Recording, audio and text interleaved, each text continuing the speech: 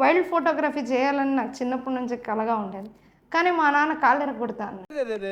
పెద్ద సమస్య వచ్చి పడిందే. మా అమ్మ అయితే జంతువులకు ఆహారంగా వేస్తానండి.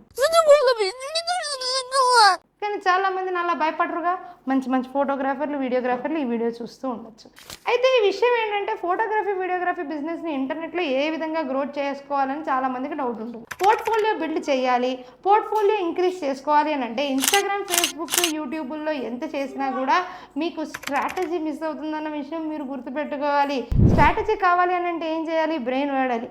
బ్రెయిన్ వాడాలంటే ఏం చేయాలి? ఈ పేజ్ని ఫాలో అవ్వాలి. ఆ పక్కకు పెడితే ముఖ్యంగా మీరు చేయాల్సింది ఏంటి అంటే డెమోస్ ఇవ్వండి. తర్వాత 3 సెకండ్స్ ఇలా ఈ వీడియో చూడాలంటే అటెన్షన్ సీకింగ్ థింగ్స్ చేయండి.